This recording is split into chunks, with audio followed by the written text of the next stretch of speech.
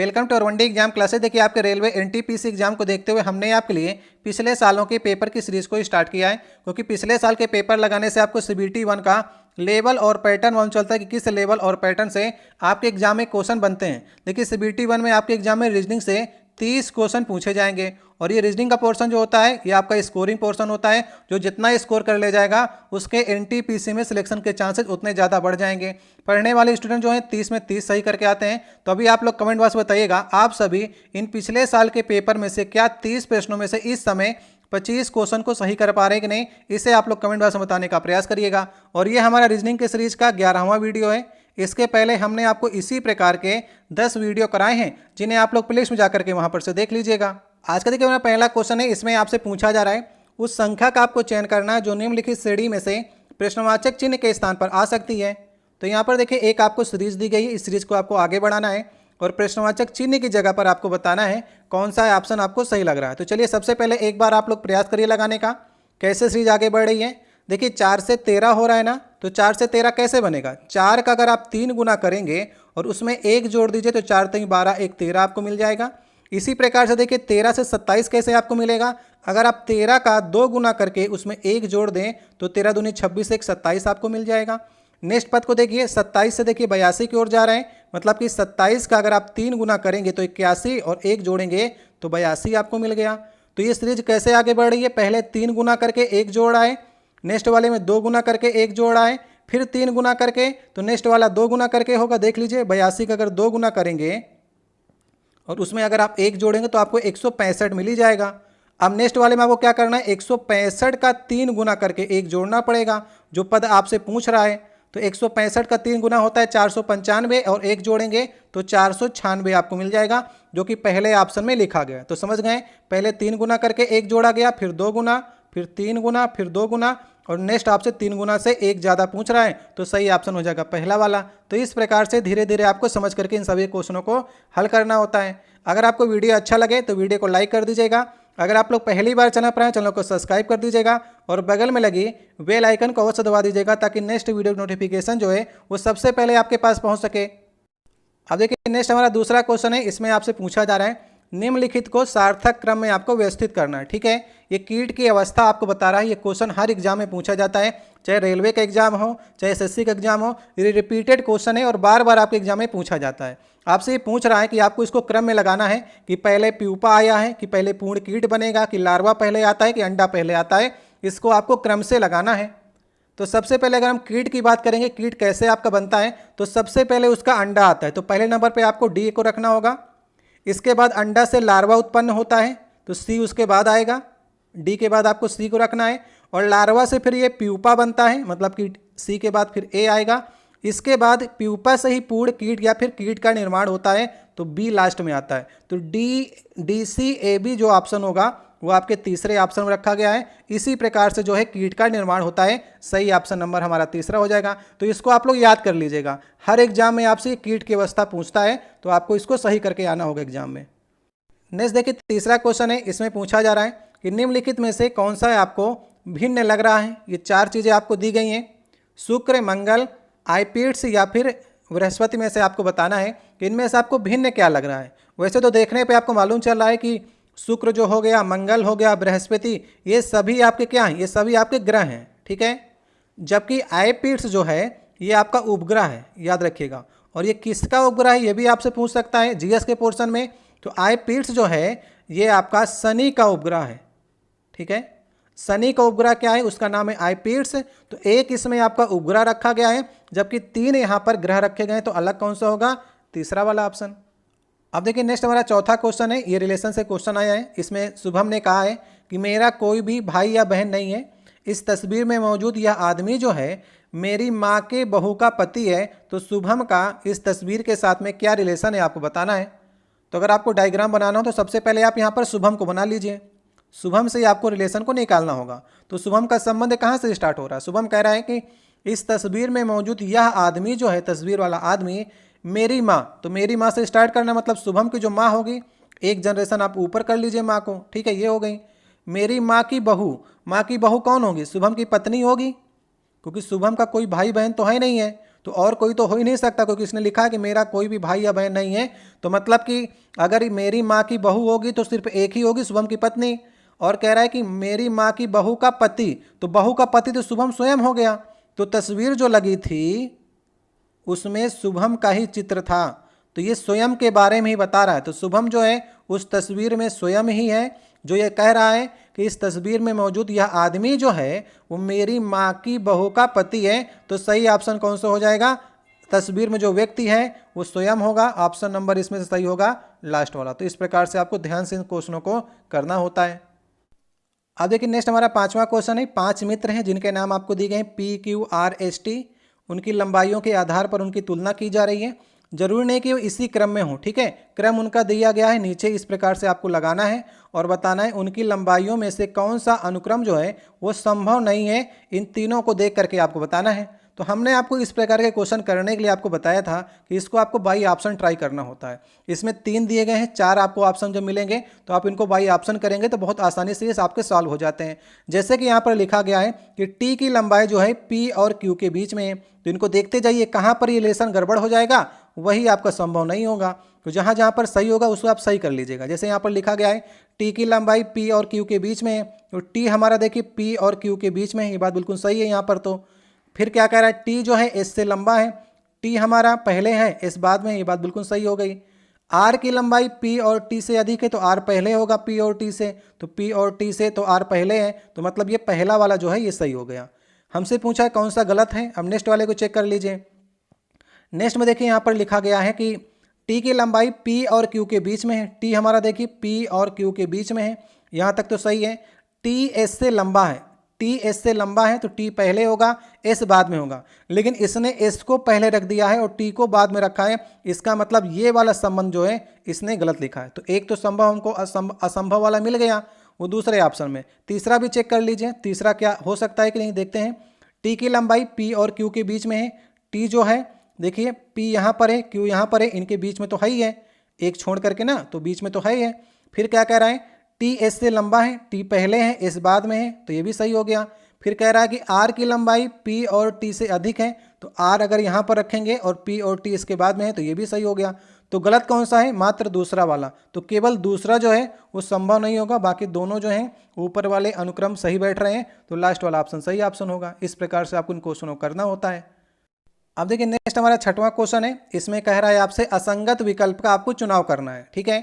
तो आयत यहाँ पर आपको दिया गया है त्रिभुज, वर्ग और समांतर चतुर्भुज। तो आयत कैसे बनता है, आयत भी 4 भुजाएं होती हैं, इस प्रकार से आपका आयत बनता है। ये 4 भुजाएं, इसमें भी त्रिभुज में 3 भुजाएं होती हैं, वर्ग में आपकी 4 भुजाएं होती हैं और समांतर चतुर्भुज में भी आपके 4 भुजाएं होती हैं। तो सिर्फ आपको असंगत चुनना हो तो 3 भुजा वालों को आप चुनेंगे। जो त्रिभुज है उसमें 3 भुजाएं, बाकी सभी में आपको 4 भुजा मिल रही है। तो ये आसान सा क्वेश्चन है, ये आपके नंबर बढ़ाने वाले क्वेश्चन होते हैं, इनको आपको जल्दी से करना है और आपको आगे बढ़ना है। अब देखिए नेक्स्ट हमारा 7वां क्वेश्चन है। इसमें आपको जानकारी दी गई है, उसको आपको ध्यानपूर्वक पढ़ना है और प्रश्न में जो आपसे पूछा जा रहा है उसका आपको उत्तर देना है।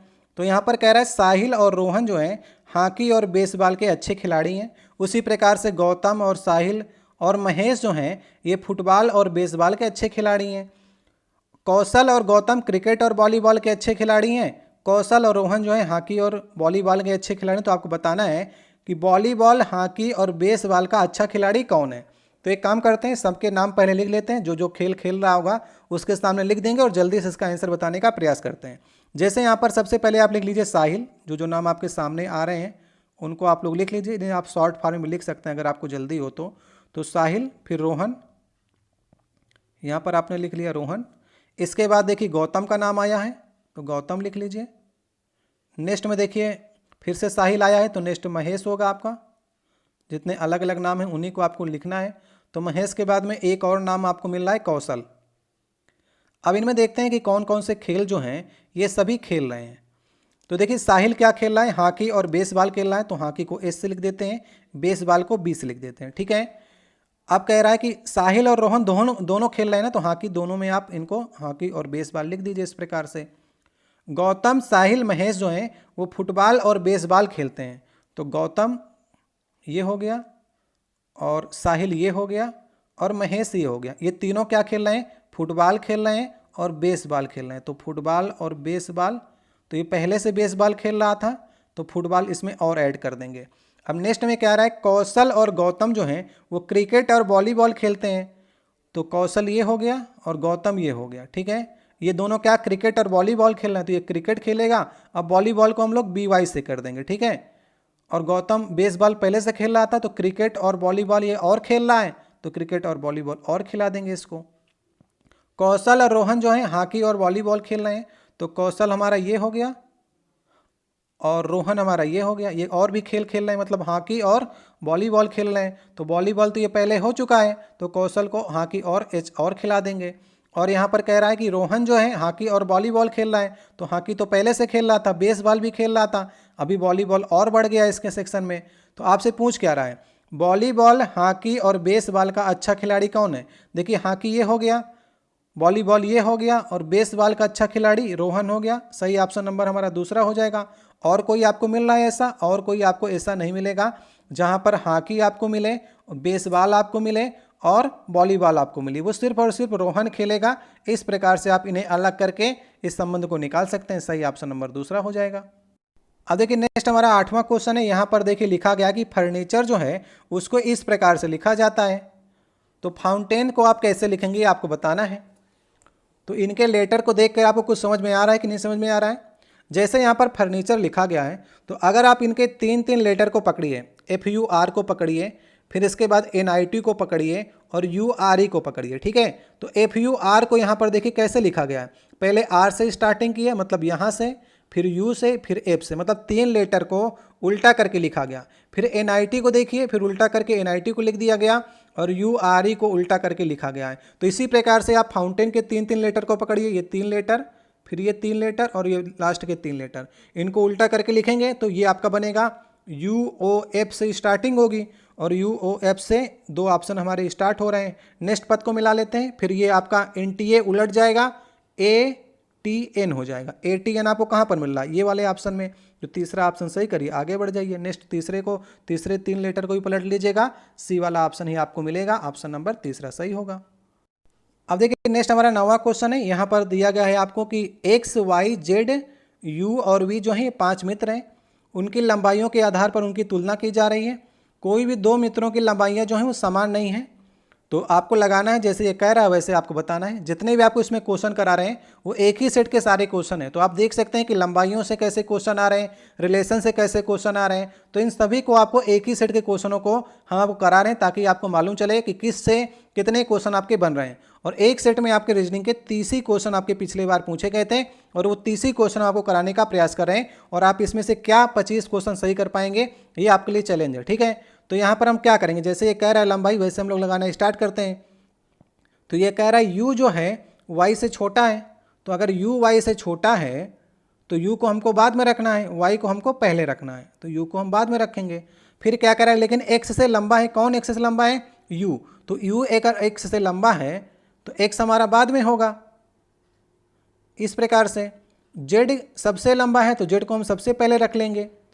X जो है V से लंबा है, X अगर V से लंबा है तो X को हम पहले रखेंगे और V को बाद में रखेंगे। तो इस प्रकार से हमारा ये रिलेशन निकल के चला आया। समझ गए क्या लिखा गया, U जो है Y से छोटा है, U देखिए Y से छोटा है तो U को हम बाद में रखेंगे, Y को पहले रखेंगे। लेकिन X से लंबा है, कौन, U जो है X से लंबा है तो X बाद में होगा, U पहले होगा। समझ गए, लेकिन जो लगता है हमेशा पहले वाले के लिए लगता है। तो आपसे पूछ रहा है तीसरे सबसे लंबा व्यक्ति कौन है, तो तीसरे नंबर पर बीच वाला ही होगा, U आपसे पूछा गया है। तो सही ऑप्शन नंबर हमारा कौन सा हो जाएगा, ऑप्शन नंबर दूसरा सही हो जाएगा। इस प्रकार से क्वेश्चन आपको करने होते हैं। अब देखिए नेक्स्ट हमारा 10वां क्वेश्चन है। यहाँ पर लिखा गया है कि यदि J को योग लिखा जाता है और G को घटाना लिखा जाए, M को गुणा लिखा जाए, B को भाग लिखा जाए, तो कौन सा समीकरण सही नहीं होगा। ठीक है, ये आपको पहचानना है।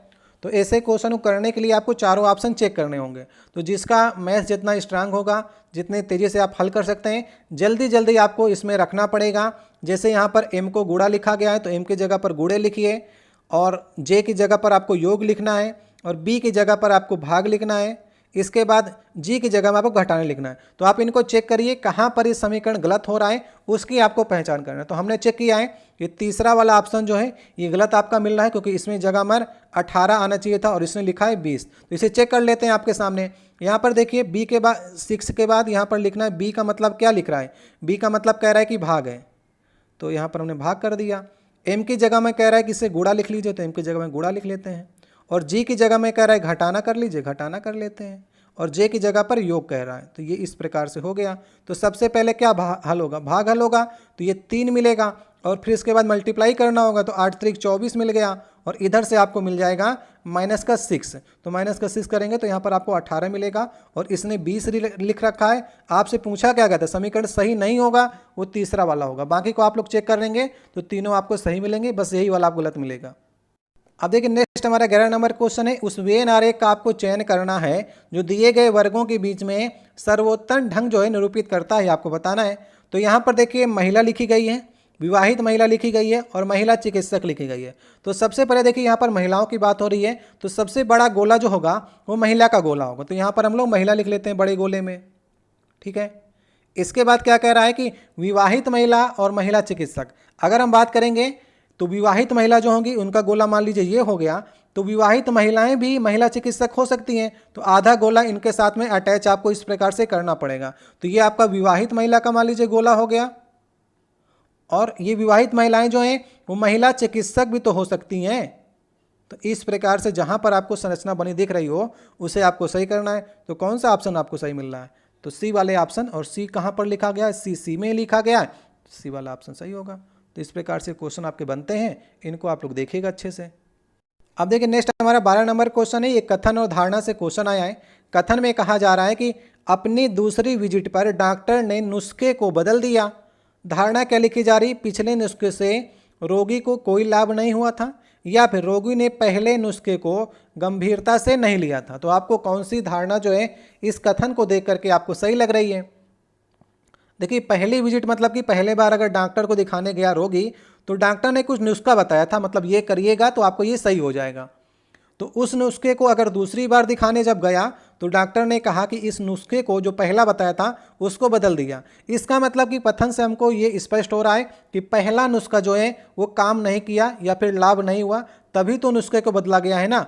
तो पिछले नुस्खे से रोगी को कोई लाभ नहीं हुआ, सिर्फ यही धारणा जो है वो कथन से झलक रही है। रोगी ने नुस्खे को गंभीरता से नहीं लिया, इसके बारे में कथन में कोई भी चर्चा नहीं की गई है। तो सिर्फ और सिर्फ धारणा कौन सी सही हो सकती है कथन के अनुसार, पहली, और वो ऑप्शन नंबर दूसरे में आपको मिल जाएगा। केवल धारणा 1 जो है वो निहित होगी कथन के अनुसार।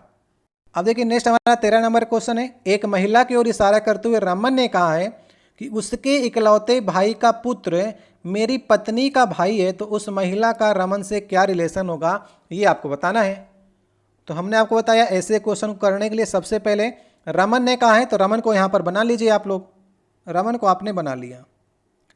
अब कह रहा है रमन कि उसके इकलौते भाई, मतलब उसके मतलब कि महिला की ओर इशारा करते हुए कह रहा है। तो अभी ये महिला के बारे में बात कर रहा है कि उसके इकलौते भाई का पुत्र, यहाँ तक तो महिला के बारे में कहा।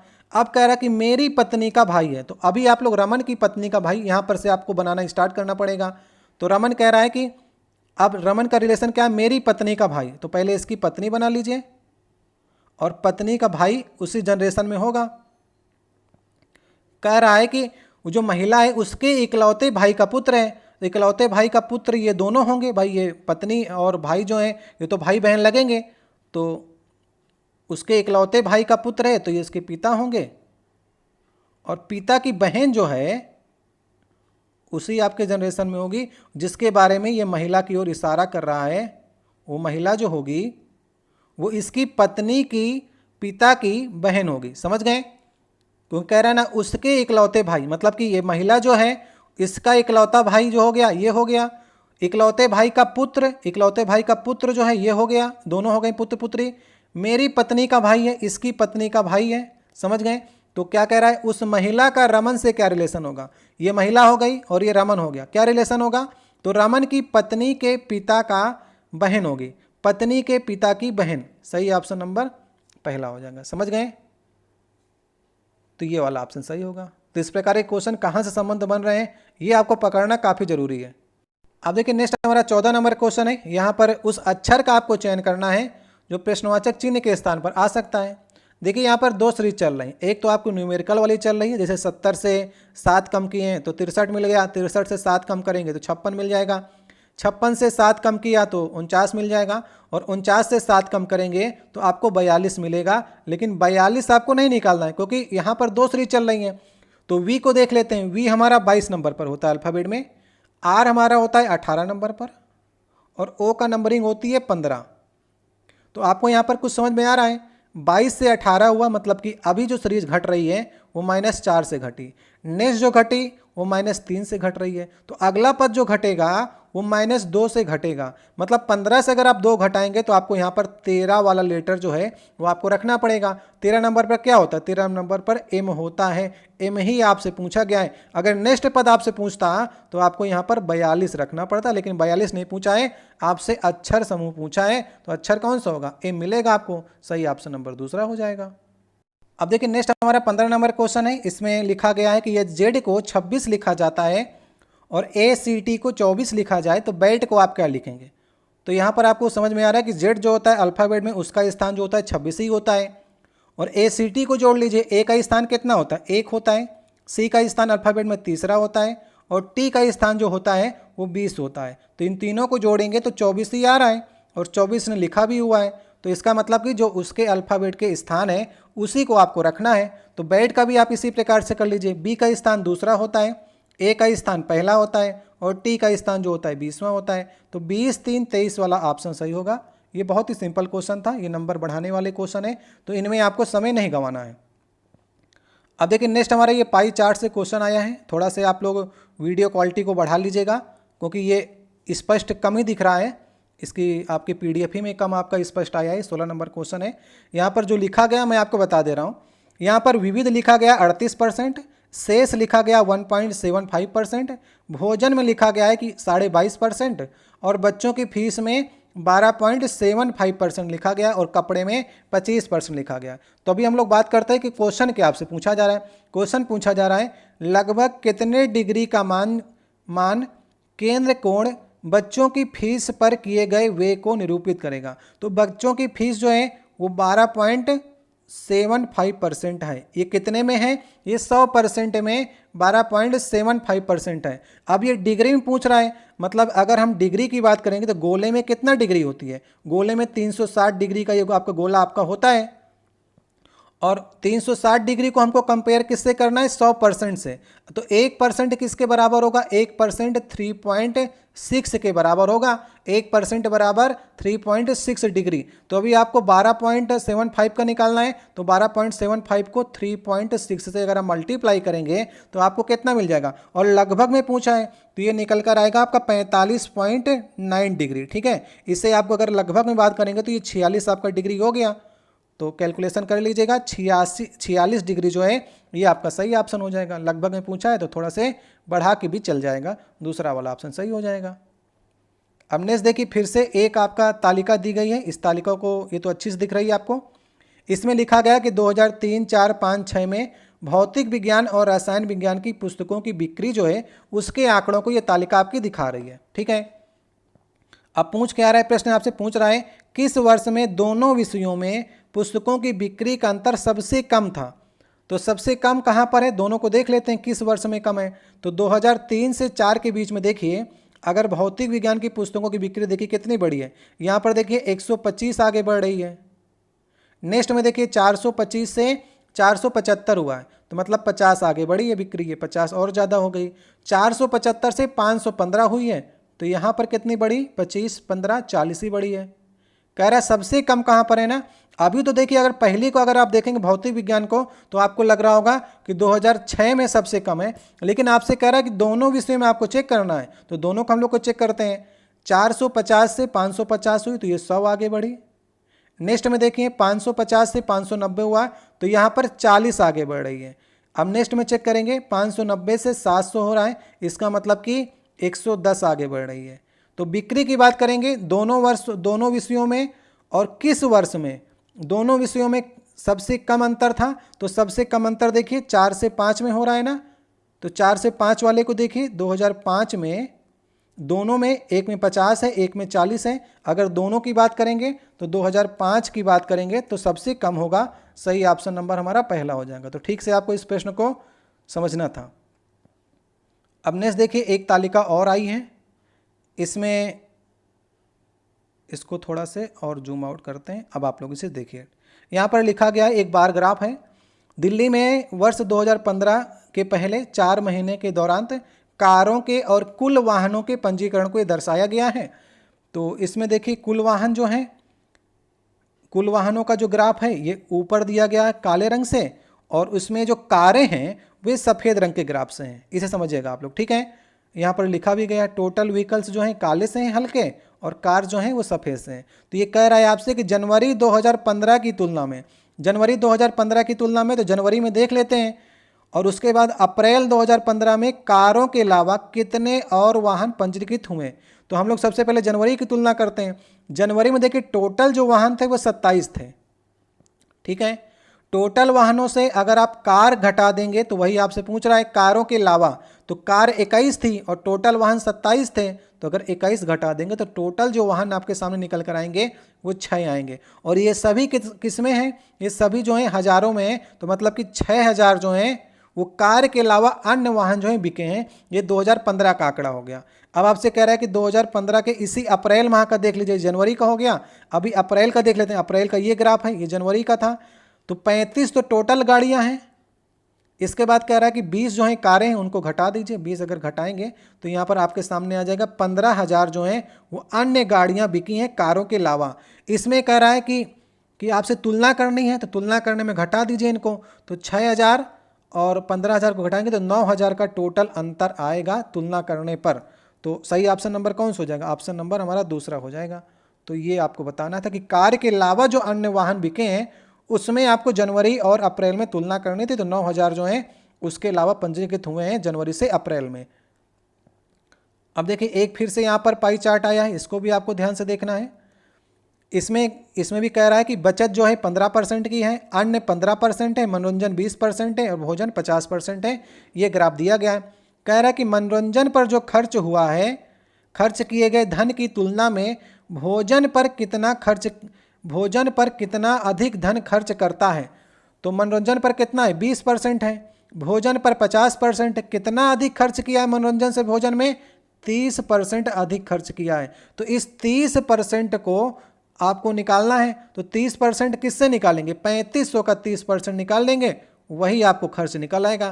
तो 3500 का अगर आप 30% निकालेंगे तो इस प्रकार से आ गया 35, एक नहीं कटेगा, एक रहेगा आपका। 35 तरीका कितना हो जाएगा? 35 तरीका 105 होता है और 1 जीरो अभी आपको ये लगाना पड़ेगा क्योंकि 2 ही जीरो कटेंगे।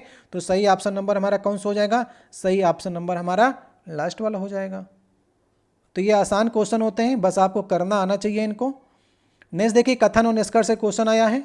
कथन में कह रहा है कि कुछ पेपर जो हैं वो पेंसिल हैं और कुछ पेंसिल बोर्ड हैं। तो चलिए इनको हम लोग बना लेते हैं, जैसे ये कह रहा है वैसे हम लोग इनको बना लेते हैं। कह रहा है कुछ पेपर जो है पेंसिल है, तो कुछ पेपर का गोला ये हो गया, उसको हमने पेंसिल के साथ में अटैच कर दिया। और कुछ पेंसिल बोर्ड हैं तो कुछ पेंसिल का गोला बोर्ड के साथ में अटैच कर लिया। इसे लिख भी लेते हैं, कुछ जो पेपर हैं वो पेंसिल के साथ में गोले के अटैच हो गई थोड़ी सी। इसके बाद कह रहा है कुछ पेंसिल बोर्ड हैं, तो कुछ पेंसिल को बोर्ड के साथ हमने अटैच कर दिया। ये मोटा मोटा चित्र बन गया है। अब आपसे कह रहा है कि इसमें से तर्कपूर्ण ढंग से कौन सा कथन पालन करता है। निष्कर्ष पालन मतलब निष्कर्ष कौन है वो तर्कपूर्ण ढंग से सही होगा, ये आपको बताना है। लिखा गया कोई पेपर जो है बोर्ड नहीं है, कोई पेपर बोर्ड नहीं है, ऐसा आपको दिख रहा होगा।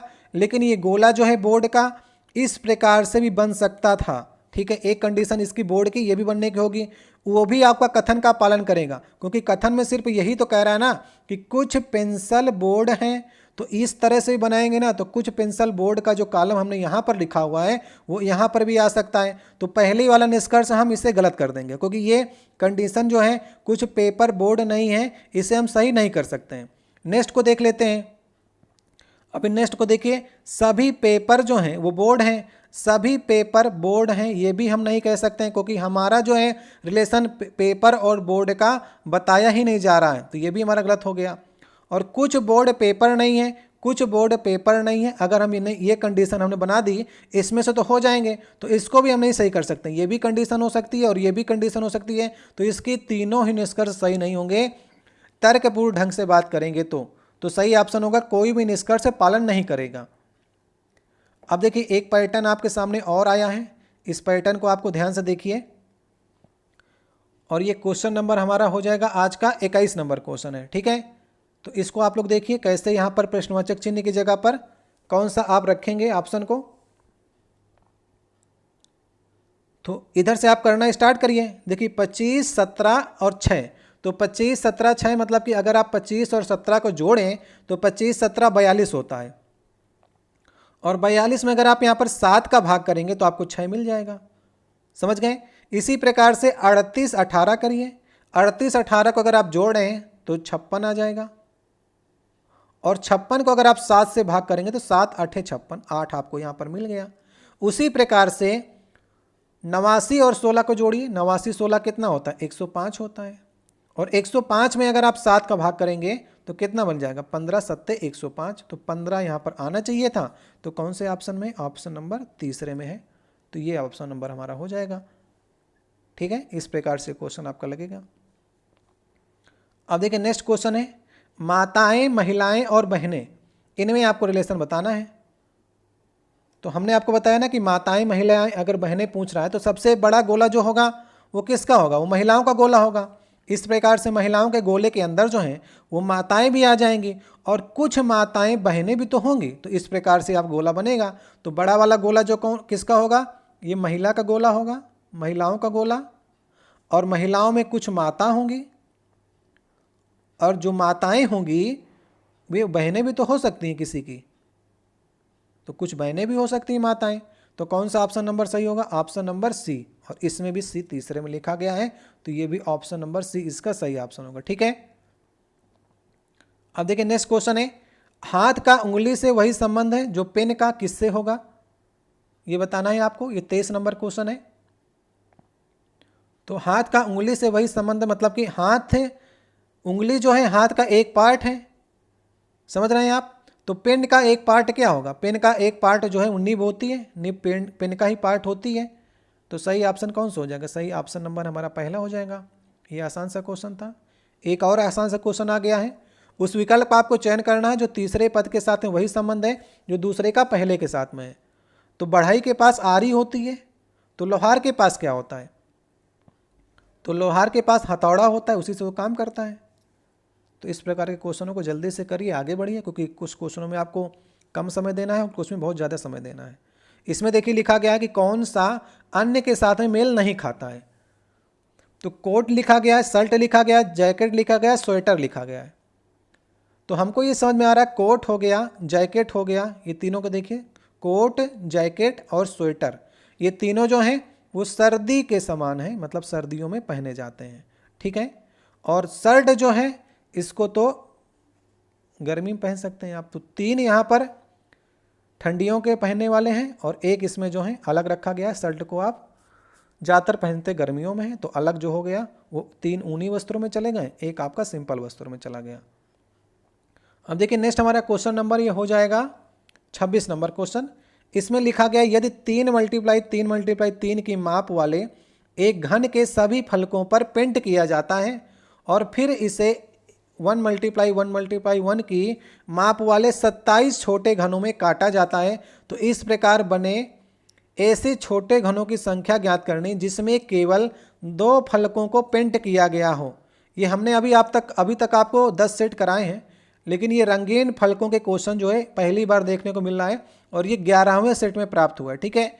यदि आपको इस प्रकार के क्वेश्चन नहीं आते हैं तो आप छोड़ भी सकते हैं, क्योंकि ये आपके लगभग 20 या 30 सेटों में 2-3 ही सेट में ये क्वेश्चन आपके पूछे गए थे पिछले बार।